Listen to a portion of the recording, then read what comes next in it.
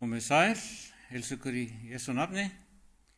Og í dag þá ætlum við að halda áfram með Daniel og nú það 9. kafli og þetta alveg gríðarlega mikilvægur kafli. Boðskapurinn í þessum kafla alveg ótrúlegur og eins og við munum komast að í dag. Og ég hef ákveðið í dag sem ég held ég hef aldrei gert áður að ég vitna eingöngu í 21. aldar útgáfuna af Biblíunni í dag. Og það nú sérstaklega vegna þess að 9. kaflinn sem við verum að fara yfir, hann bara miklu betur þýddur í 9. útgáfunni heldur en í 81. útgáfunni. Miklu auðveldara að skilja textar þar. Þannig að ég nýtti mér það. En ég skildi ykkur eftir kafla 8 án þess að fá almennilega svör við ákveðinni spurningu. Hvað eiginlega átt við með þessum 2300 kveld og morgnar? Og þá mun helgidómurinn aftur vera komin í samt lag eða hreinn á ný eins og segir í 9. útgáfunni. Og við þurfum að átta okkur á því að Daniel var í útlegð í Babylon. Hann hafði verið dreginn frá Ísrael þegar hann var bara ungur drengur. Sjálfsagt hefur hann hort upp á musterið og helgidóminn, hvernig Babylónin menn fóru með þetta allt saman. Brutu þetta niður, rændu og rupluðu og tóku þetta allt með sér. Fóru með það á brott. Daniel hefur vel þekkt spádóma í Jesaja 39 og 40 herleiðinguna, hvernig ekkert þið skilið eftir, og einnig Jeremía 25:11, þar sem að hann segir fyrir að herleiðingin skildi verða 70 ár. 70 ár, segir Jeremía. Hann hafði sagt, hann Jeremía, allt þetta land verður rúst og auðn, þjóðirnar þar verða þrælar konungs í Babylon, hversu lengi? Í 70 ár. Að 70 árum liðnum mun ég draga konunginn í Babylon til ábyrgðar og þjóð hans vegna sektar þeirra, segir drottinn. Og einnig land kaldi það og gerir það að ævarandi eyðimörk. Og þetta líka spádómur, ævarandi eyðimörk. Babylon hefur aldrei verið byggð upp á ný. Nú þessi 70 ár voru það bil að vera liðin og þá fær Daniel þessa sýn þar sem talað 2300 kveld og morgna. Daniel, hann hefur verið fyllilega kunnugt dagur fyrir árregluna. Þannig að það auðvelt að gera sér í hugarlund angistina í hjarta Daniels. 2300 ár. Ætlar Guð ekki að efna loforð sitt og frelsa þjóð sína úr þessari ánauð? Á helgidómurinn að liggja í rúst í 2300 ár? Hvernig má þetta verða? Þannig var Daniel einnig skilinn eftir með spurningar eftir kafla 8. Rifjum aðeins upp það sem sagt í kafla 8. Vers 14. 2300 kveld og morgna og þá verður helgidómurinn hreinn á ný. Og 17. versið, Gabriel, hann hafði einnig sagt þar, skildu það, mannsbarn, að þessi sýn varðar síðustu tíma. Og svo í lok kaflans, og satt það sem sagt var í sýninni kvöld og morgna, en þeirri sýn skaltu leyna því að enn langt í að hún komi fram. Og það sem við sjáum hér að ef þetta væri nú 2300 bókstaflegir dagar, þá gæti þetta ekki átt við tíma endalokana. Og Daniel skildi þetta. En hann skildi ekki þessa sýn. Hvernig getur þetta staðist? Hvað verður loforðið 70 ár? 8. kaflinn endar svona. Mér Daniel var mjög brugðið og var ég máttvana í marga daga. Þá reis ég upp og sinnti erindi konungs, en sýnin olli mér hugarangri og enginn kunni skýringu á henni. Og hvaða hluti sýnarinnar skildi Daniel ekki? Það var aðeins eitt sem hann skildi ekki. Hann gat ómögulega skilið þessa 2300 kveld og morgna. Og þegar engillinn Gabriel ætlaði að útskýra þetta, þá verður Daniel máttvana og það veldur honum hugarangri. Hann skilur þetta ekki. En hlutverk Gabriels, hvert var hlutverk Gabriels? Hlutverk hans var að láta Daniel skilja sýnina. Daniel hafði heyrt mannsraust sem kallaði: Gabriel, útskýrðu sýnina fyrir þessu manni. Og Gabriel var augljóslega ekki búinn að útskýra þetta allt saman, ekki nægilega vel. Og Gabriel skilar hann eftir þarna til að jafna sig, gefur honum góðan tíma til að hugsa þetta. Því að kafli 8 gerist á 3. ríkisári Belsasars, en núna þegar við komum í kafla 9, þá er það 1. ríkisár Daríusar. Þannig Daniel, hann er skilinn eftir með þetta vandamál í langan tíma. En Gabriel gafst ekki upp. Hann gafst ekki upp á að útskýra þetta fyrir Daniel. Verkefnið að láta Daniel skilja því var ekki lokið. Og í kafla 9 þá sjáum við betur hvað þetta lá þungt á Daniel. Því hann liggur á bæn, biður fyrir þjóðsinni. Og þetta er stórkostleg iðrunarbæn. Sjáum það hér í kafla 9. Skulum fara bara beint í vers 4, þar sem segir: Ég bað til drottins Guðs míns og gerði þessa játningu. Ó drottin mikli og ógurlegi Guð sem heldur sáttmálann dyggilega við þá sem elska hann og varðveita boðorð hans. Daniel veit að Ísrael hefur syndgað. Hann veit að Ísrael er í útlegð vegna synda sem þeir hafa drýgt. Og hann biður og hann iðrast. Hann játar fyrir þeirra hönd. Hann iðrast fyrir allt Ísrael. Hann þráir að sjá það taka enda. Og meðan hann biður gerist eitthvað stórkostlegt. Daniel 9, 20-21. Meðan ég talaði, baðst fyrir og játaði synd mína og synd þjóðar minnar Ísraels og bar bæn mína fram fyrir drottin Guð minn, fyrir hinu heilaga fjalli hans. Meðan ég var að biðjast fyrir hóf maðurinn Gabriel sig til flugs, en hann hafði ég áður séð í sýninni. Hann kom til mín kvöld fórnar tíma. Hvaða sýn er hann að vísa til hér? Það er sýnin í Daniel 8, þessi 2300 ár, og þegar hann var veikur og skildi ekki neitt. Og þannig kemur Gabriel aftur til að útskýra sýnina fyrir honum. Gabriel er í kafla 9 að klára verkefnið sem hann hafði verið falið í kafla 8 að útskýra þetta fyrir Daniel. Og vers 22, hann fræddi mig og sagði: Daniel, hingað er ég komin til að veita þér glöggan skilning. Sem sagt glöggan skilning á kafla 8. Og hér í kafla 9 fær Daniel nýja sýn sem skiptist í raun í 2 hluta. Fyrri hlutin snýst gyðinga þjóðina og komu Messíasar. Og hann spáir nákvæmlega hvernig Jesús myndi hefja þjónustu sína. Hann spáir nákvæmri dagsetningu krossfestingar Krists og nákvæmri dagsetningu þegar gyðinga leiðtogar myndu hafna Messías og fagnaðarerindið færi til heiðingjana. Margir rabbínar höfðu þetta orðatiltæki: bölvaður er fingurinn á hendi mannsins sem sér Messías í Daniel 9. Vegna þess að þeir vissu að þessi sýn sannar að Jesús er sá sem hann segist vera. Spádómurinn í Daniel 9 hefur snúið mörgum trúleysingjum til trúar. Því það er svo augljóst að aðeins Guð getur sagt svona nákvæmlega fyrir óorðna hluti. Skoðum þetta. Eftir að Daniel lýkur bæn sinni kemur sýnin í versi 23. Þegar þú byrjaðir bænir þínar barst orð og ég er hér til að greina þér frá því, enda nýtu þú náðar. Hygðu því að orðinu og öðlastu skilning á sýninni. Hvað var það sem hann þurfti að skilja? 2300 dagarnir eða árin. Sýnin himneska helgidómin í Daniel 8. Skildu þetta, Daniel, því þú nýtur náðar.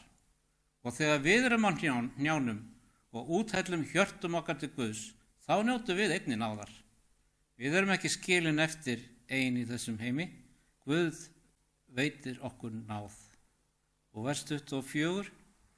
70 vikur eru útmældar þjóð þinni og hinni heiligu borg þinni, þar til mælir misgjörða þinna er fullur og syndirnar afplánaðar, þar til friðþægt verður fyrir ranglætið og eilíft réttlæti kemst á. Sýnir spámannana rætast og heið háheilaga hlýtur smurningu. Hver myndi friðþægja fyrir ranglætið? Það er Jesús. Og hver myndi koma á eilífu réttlæti? Það aðeins Jesús. 70 vikur eru útmældar fyrir þjóðinni. Hvaða þjóð það? Það gyðingaþjóðin. Spádómurinn segir að 70 vikur séu útmældar og þetta orð útmældar það þýðir í raun að skera frá. 70 vikur eru skornar frá og skornar frá hverju? Skornar frá stærri sýninni sem Gabriel kom til að útskýra 2300 árin. Þannig eru 70 vikur af þessum 2300 árum skornar frá, sérstaklega fyrir gyðinga og á þeim tíma mun Messías koma. 70 vikur myndu þýða hversu mörg ár? Það eru 7 dagar í viku, 7 sinnum 70 eru 490 og 70 vikur eru 490 dagar. En þar sem að einn spádómsdagur jafngildir einu bókstaflegu ári þetta 490 ár. Svo þú hefur lengri spádóm 2300 ár. Af þeim lengri spádómi hefur þú minni hluta 490 ár sem skorin frá sérstaklega fyrir gyðinga. Og þess vegna getum við sagt að bæði 2300 árin og 70 vikurnar það byrjar á sama tíma. Og hvenær það þá sem þetta byrjar? Við þurfum að vita þetta ártal þegar þetta byrjar. Vers 25. Vita skaltu og skilja að frá því að orð barst endurreisn og endurbyggingu Jerúsalem allt til komu hins smurða líða 7 vikur og á 62 vikum verður hún endurreist, torg hennar og síki, það verður erfiður tími. Ef við getum fundið út hvenar sú skipun kom, myndum við hafa upphafspunkt beggja tíma spádómanna. Frá þeim tímapunkti væru 7 vikur og 62 vikur eða 69 vikur til Messíasar. Við skulum sjá hvort við getum komist að því hvenar þessi tilskipun var gefin út. Ísrael var í haldi og ánauð og ýmsar tilskipanar voru gefnar út. Esra nefnir persneska tilskipun sem Kýrus gaf út árið 537 að endurreisa musterið sem að Daríus staðfestir síðan árið 520. Þessi tiltekna tilskipun vísar þó ekki til þeirra sem getið hér í Daniel 9:25.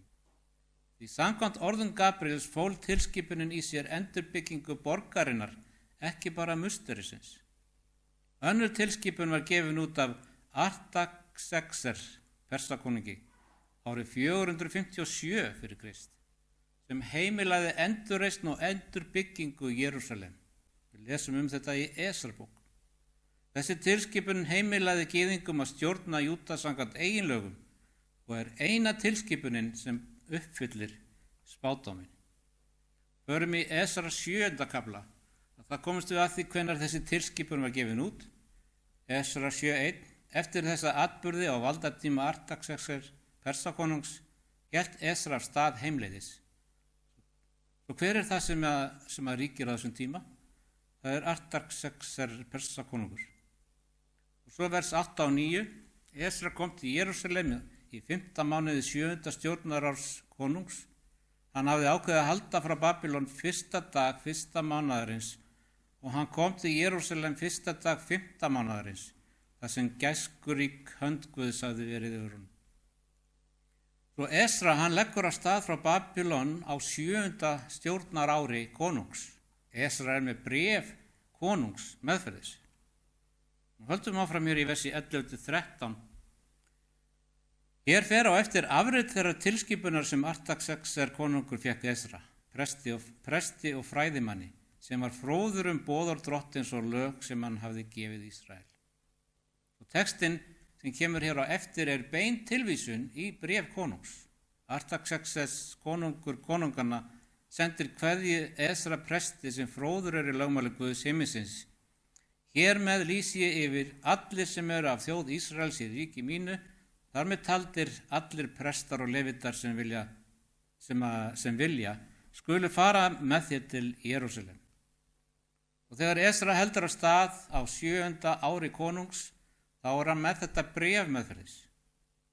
Hvenær var það þá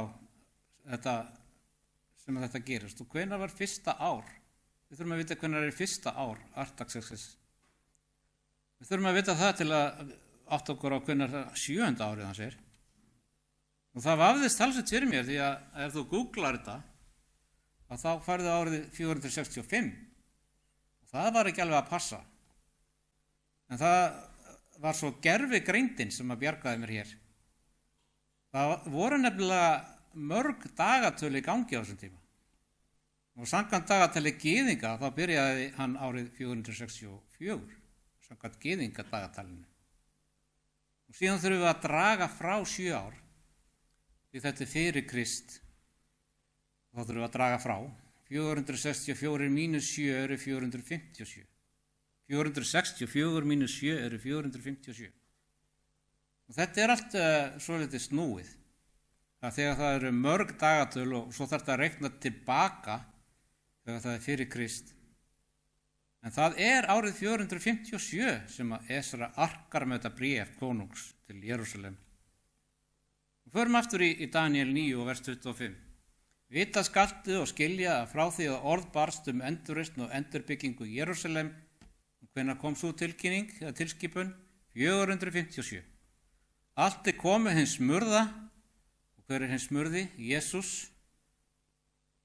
Því að vera smurður vísar til smurningu heilags anda. Og Jesús er smurður þegar hann skýrist af Jóhannesi, þegar andinn komi í formi dúfu. Þannig að þessi spádómur sem að hefst árið 457 fyrir Krist átti að leiða okkur niður að skýrt Krists. Og hvenær var það? Það segir 7 og 62 vikur eða 69 vikur. Gabriel skiptir þessu niður í nokkur tímabil. Það eru fyrst 7 vikur og svo sem eru 49 ár. Og síðan eru það 62 vikur sem eru 434 ár. Alls eru það 69 vikur og 7 sinnum 69 eru 483. 483 ár sem munu líða fram til hins smurða. Það eru margar leiðir til að reikna þetta út, en það flækir málið að við erum að fara frá fyrir Krist yfir í eftir Krist. En ef við tökum þessar 69 vikur sem eru 483 ár, tilskipunin er árið 457 sem er minnitala, þannig að 483 ár mínus 457 ár er 26. En síðan þurfum við að bæta við einu ári í viðbót því að það var aldrei 0 ár. Og þá komum við að árinu 27 eftir Krist. Förum nú í Lúkas 3. Hvað gerist árið 27 eftir Krist? Á 15. stjórnarári Tíberíusar keisara, þegar Pontius Pílatus var landstjóri í Júdeu og Heródes fjórðungsstjóri í Galíleu, Filippus bróðir hans í Ítereu og Trakonítís héraði og Lýsandías í Albílene. Og hvað er að gerast hér? Hvaða ár er þetta? Þetta er 15. ár Tíberíusar keisara. Og hvað gerist þá? Vers 21 og 2. Allt fólkið lét skýrast var Jesús einnig skýrður. Og þá bar svo við, hann gerði bæn sína, að himinin opnaðist og heilagur andi steig niður yfir hann í líkamlegri mynd eins og dúfa og rödd kom af himni. Þú ert minn elskaði sonur, á þér hef ég velþóknun. Svo á 15. ári Tíberíusar keisara Kristur skýrður. Hvaða ár er þetta? Og það er ekki allir sammála hvenær 15. stjórnarár Tíberíusar var. Sumir vilja setja það á árið 29 og það er líka þess vegna sem að það er ekki allir sammála hvaða ár Jesús var krossfestur. Sumir segja að það hafi verið árið 33. Ég ætla ekki að fara að eyða tími að rannsaka það hér. Ég ætla bara að láta gervigreindina aftur hjálpa mér aðeins hérna. Hún segir, flestir fræðimenn telja að Jesús hafi verið skýrður árið 27 eftir Krist, byggt á sögulegum og biblíulegum gögnum og ekki sé hægt að ákveða nákvæmlega árið með fullri vissu. Þetta mat er stutt að tímalínu þjónustu Jesú og sögulegu samhengi við starfi Jóhannesar skýrara. Við getum alveg vita þetta með vissu og ég vil meina að það hafi einmitt verið árið 27 eftir Krist sem hann tekur skýrð. Og þegar Jesús er skýrður, hvað gerist þá? skoðum postulasöguna, kapla 10:38, þar stendur þetta. Það er sagan Jesú frá Nasaret, hvernig Guð smurði hann heilugum anda og krafti. Hvenær var það? Það var við skírn hans sem heilagur andi kom yfir hann. Hann er Messías. Og þegar Jesús var skírður, hvað sagði hann? Markús 1:15. Tíminn er fullnaður og Guðs ríki í nánd. Takið sinnaskiptum og trúið fagnarendu. Tíminn er fullnaður. Hvaða tími er fullnaður? Hvers vegna tekur hann svona til orða? Tíminn sem spámaður Daníels fjallar í 9. kapla. Það er sá tími sem hann vísar í. Tíminn þegar Messías myndi koma, 27 eftir Krist. Uppfylling þessar spátums. Jesús er skírður nákvæmlega á réttum tíma, 27 eftir Krist, og hann segir tíminn er fullnaður. En spátdómurinn er enn ítalegri en þetta. Förum aftur í Daniel 9. Við erum að horfa á þennan ótrúlega spátdóm sem hefur snúið mörgum til trúar. Daniel 9 og við förum í vers 26. Að þessum 62 vikum liðnum mun hinn smurði afmáður með öllu. Hvað þýðir að hann sé afmáður? Það þýðir að hann er krossfestur. Hann bar sekt og skömm synda mannkynsins fyrir mig og þig. Og Páll postuli segir, nú er því engin fordæming búin þeim sem er í Kristi Jesú. Og hann segir líka að Kristur keypti okkar undan bölvun lögmálsins með því að taka á sig bölvun þess vegna fyrir okkur, bölvun þess fyrir okkur. Því að ritað er, bölvaður hver sá sem á tré hangir. Þannig tók Kristur á sig synd okkar og sekt og skömm og í honum öðlust við fyrirgefningu og miskunn. Og síðan segir hér, her leiðtoga nokkur sem koma skal mun eyða borginni og helgidónum, en hann mun farast í flóði. Tortímingin er fyrirhuguðans hernaðnum líkur. Og hver er þessi leiðtogi? Það er Títus. Og hvað myndi hann gera? Segir þarna hvað hann myndi gera. Eyða borginni og helgidónum. Og svo árið 70 eftir Krist kom Títus og eyðilaði borgina og helgidómin. Og þannig fjallar þessi seinni hluti í þessu versi atburði sem að gerast dálítið síðar. En í næsta versi, nr. 27, segir hann mun gera traustan sáttmála við marga í eina viku. Frá miðri viku mun hann afnema sláturfórn og matfórn. Miðja vikuna. Í miðri síðustu viku.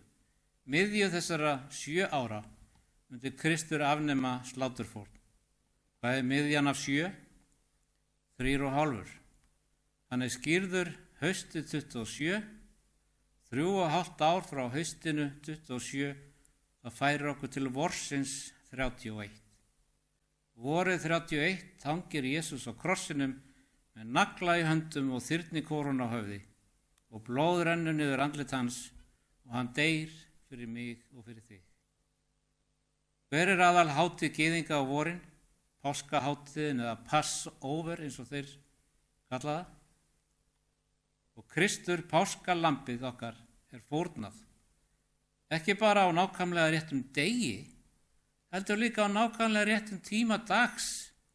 Páskalambinu átti að slátra klukkan 3 eftir hádegi, samkvæmt lögum gyðinga. Og Jesú dó nákvæmlega á sama tíma klukkan 3 eftir hádegi. Biblían er svo nákvæm. Kristur var skírður á réttum tíma. Kristur dó á réttum tíma alveg upp á klukkutíma. Hver er þessi sáttmáli sem sagt er frá hér? Matteus segir okkur frá því í kapla 26 og vers 26-8. Þá þeir mötuðust og Jesú brauð, gerði þakkir, braut það og gaf lærisveinunum og sagði, takið og etið, þetta er líkami minn. Og hann tók kalegg, gerði þakkir, gaf þeim og sagði, drekkið allir hér af, þetta er blóð mitt, blóð sáttmálans, úttelt fyrir marga til fyrirgefningar synda. Hvenær kom Jesús á þessum trausta sáttmála? Hann gerir þetta rétt fyrir krossfestinguna. Svo hér í Daniel 9 er sagt fyrir að Kristur myndi koma á nýjum sáttmála. Við erum komin að árinu 31 Það eru enn 3,5 ár eftir af vikunum 70. Hvað með síðustu 3,5 árið? Síðustu 3,5 ár frá 31 að vori myndi taka okkur til 34 að hausti. Og hvað gerist þá? Stefán var grýttur. Æðstu prestar gyðinga reif klæði sín sem tákn brot sáttmálans, þar sem að leiðtogi gyðinga hafnaði Messías. 70 vikur eru útmældar þjóðþinni gyðingum. Á þeirri tímalínu yrði Messías skírður og krossfestur og á þeirri tímalínu myndi fagnaðarerindið berast til heiðingjana og það gerði það. 70 vikur, 490 ár eru skorin frá 2300 árum. Það hægt að reikna þetta út á marga vegu. Ef þú tekur 2300 og dregur 1844 frá og leggur við 1, þar sem að það var ekkert 0 ár, þá stendur eftir 457. Eða þú getur tekið 2300 og dregið frá 457 pluss 1, þá færið þitt fram til ársins 1844. Og þegar helgidómurinn er þá sem að helgidómurinn yrði hreinn á ný. Og hvað þýðir það? Frá 1844 hefur Guð verið að endurheimta sannleika orðsins sem hafði legið niðri svo lengi. Fólk Guðs hefur rannsakað orðið og kennt sannleikanum fórn Krists á krossi, endurheimt sannleikanum helgidóminn, að Jesús er lambið, endurheimta sannleikanum að Kristur er hinn sanni æðsti prestur, endurheimti sannleikanum helgidóminn, friðþægingadaginn, dóm og að við lifum á dómstegi rétt fyrir endurkomu Krists. Hvað felst í því að helgidómurinn verður hreinn á ný? Það er endurheimt sannleikans, hins fullkomna sannleika, Jesú, lambið okkar. Jesús, lifandi prestur okkar, sem þjónar fyrir okkur í helgidómnum á himnum. Hvað þýðir það að helgidómurinn verður hreinn á ný? Guð losar okkur við syndavandamálið, svo við getum lifað með honum að eilífu. Það sem eru engin veikindi, þjáning eða dauði. Jesús sagði okkur að þegar við sjáum það sem Daniel talar þá eigum við að athuga það. Það segir það þannig. Það styrkir trú okkar á áreiðanleika Biblíunnar. Hugsið ykkur að Biblían skuli segja svo nákvæmlega fyrir þessa atburði. Það er ekkert annað rit sem segir fyrir svona hluti á slíkri nákvæmni. Þú getur treyst Biblíunni. Hún talar til þín í dag sannleikann. Hún talar til þín Jesú, hinn lifandi Krist, lambið sem fyrirgefur okkur, æðsta prest okkar sem styrkir þig. Hún talar til þín ljósið sem skín frá lögmáli Guðs í helgidóminum. Hún talar til þín í dag dóm endatímans og undirbúning fyrir komu Jesú Krists. Leyfðu henni að tala til þín, persónlega. Taktu við boðskap hennar, því hún er áreiðanleg. Amen.